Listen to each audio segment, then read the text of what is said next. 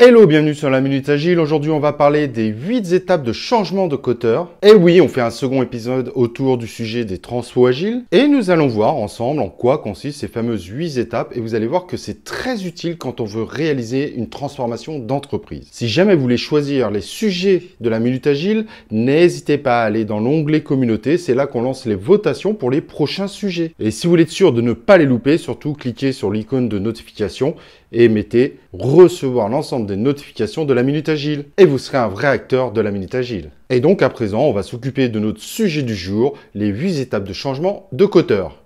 Let's go! Ladies and gentlemen, here it is.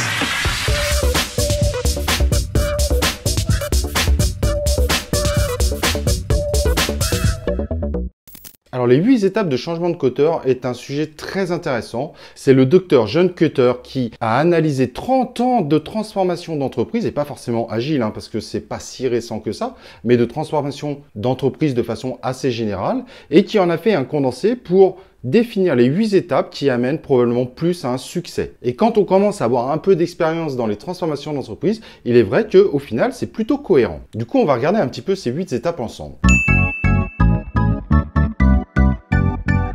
Étape numéro 1, créer un sentiment d'urgence.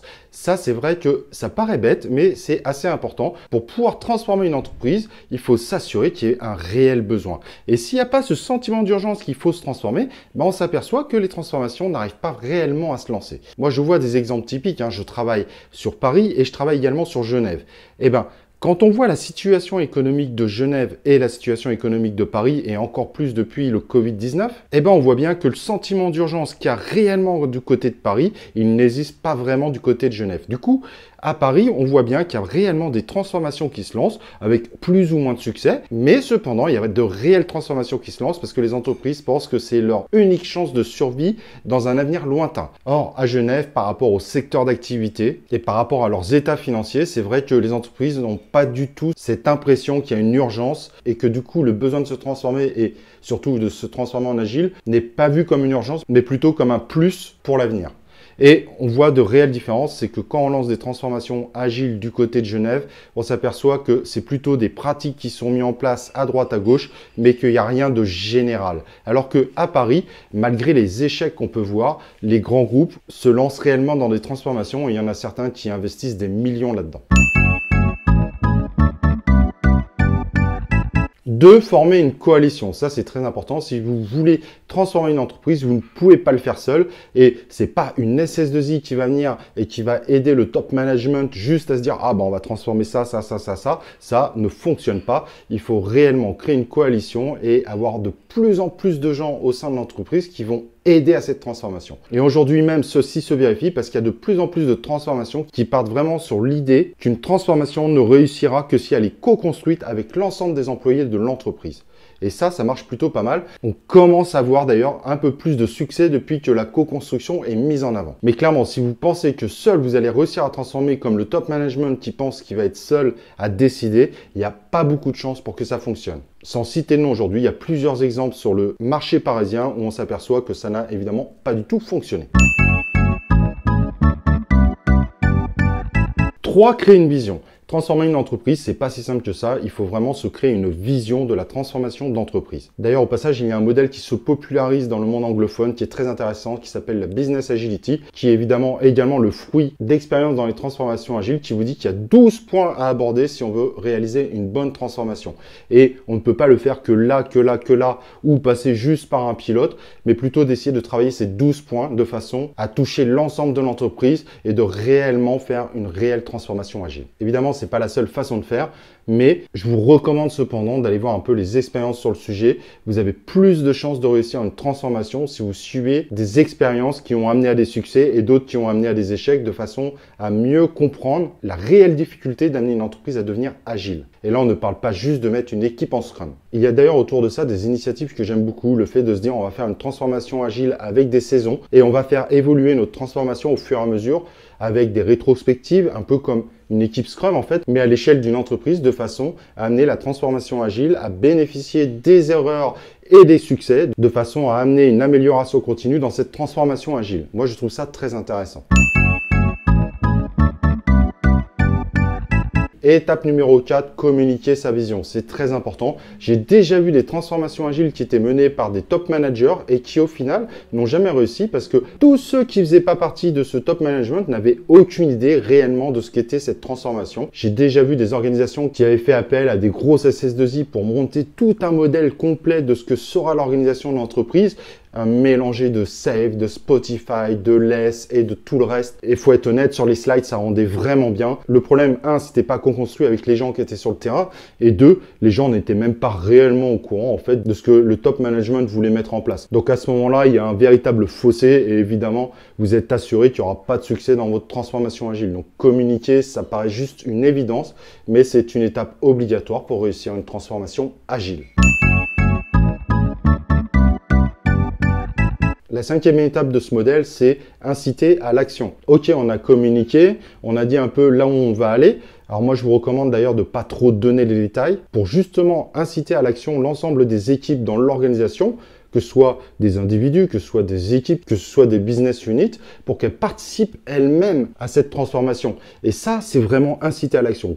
Alors vous, par rapport à vos problématiques, comment vous pensez que vous pourriez vous agiliser et qu'est-ce que vous avez besoin peut-être de plus haut? Parce qu'en général, quand on lance une transformation agile, il y a encore ces étages hiérarchiques, de dire quel est le besoin pour vous pour devenir agile.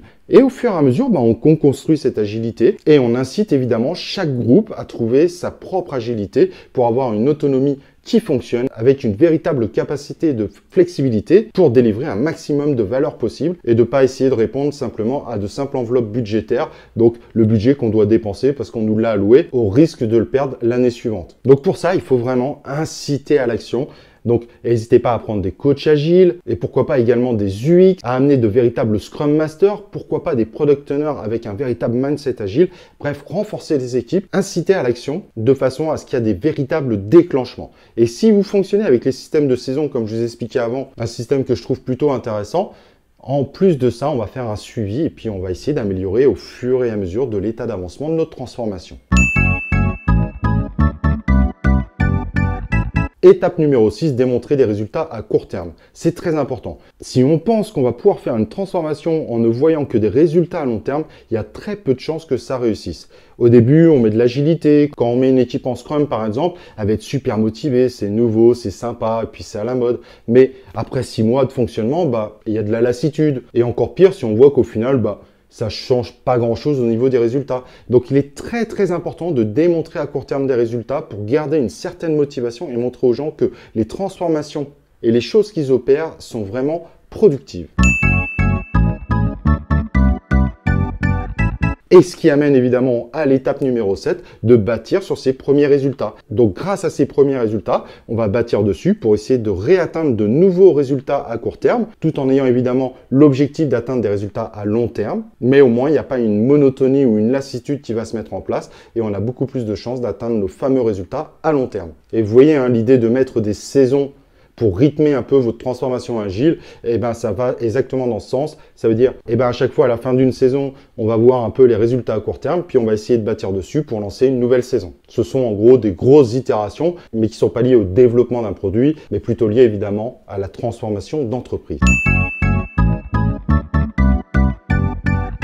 Et donc, dernière étape, déjà, si vous arrivez jusque-là, c'est extraordinaire. Ancrer les nouvelles pratiques dans la culture d'entreprise et ça, c'est très important. Et donc, attention, quand on dit ancrer, c'est pas se substituer. Ça veut dire qu'une entreprise, ça a son historique, elle a sa propre culture et l'idée, c'est pas complètement de détruire son ancienne culture et son historique, mais au contraire de l'alimenter par ces nouvelles pratiques de façon à faire évoluer cette culture d'entreprise et non pas d'effacer son passé. Une entreprise, c'est un historique, c'est une culture.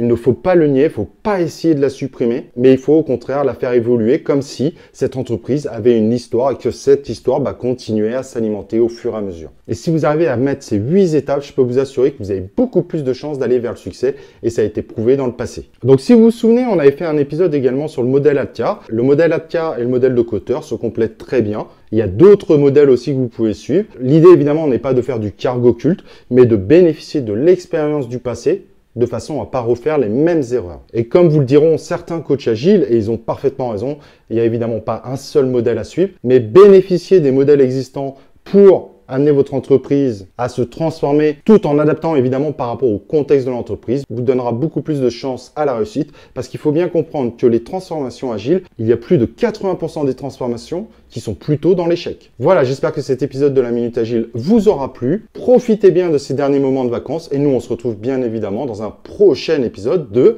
la Minute Agile.